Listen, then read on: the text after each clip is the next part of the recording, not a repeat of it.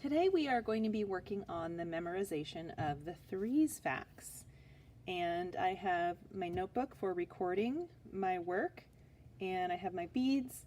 I'm going to be working with the 3's beads today, and I only have 10 of them, so I'm going to do each problem separately. And to show my answer, I'm going to use these base 10 blocks because I don't have the golden 10's beads.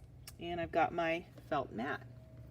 Okay, so first we're going to take one of our 3's beads and count it. 1, 2, 3. And that equals 3. And I can show that the product vertically like this. Oops, there we go. Okay, and then I'm going to record it. So I have 3 taken one time, and it equals 3. Okay. So next, I'm going to take 3 two times, and that equals, 6.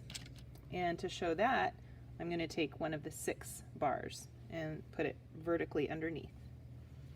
And let's record it. 3 taken 2 times, or 3 times 2, equals 6. Okay, we'll put these back. What would be next? Yep, 3 taken 3 times. There's 1 3, 2 3's, and 3 3's. Okay, and what do I have? Yep, 9. So I'm going to put one of my 9's beads down vertically to show the answer. And let's record it. 3 taken 3 times, or 3 times 3, equals 9. Okay, let's do one more together. What would be next? 3 times 4. 1, 2, 3, 4. Okay. And how much do we have?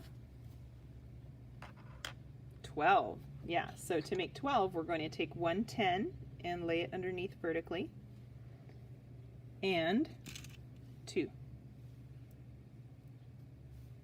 Okay, and I can move that down a little bit so that you can see. Okay, so let's record that.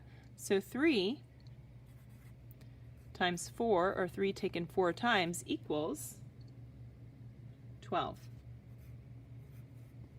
Okay, and you can continue all the way down until you get to 3 times 10, or 3 taken 10 times. Okay, and that is how you can work on the memorization of the 3's facts.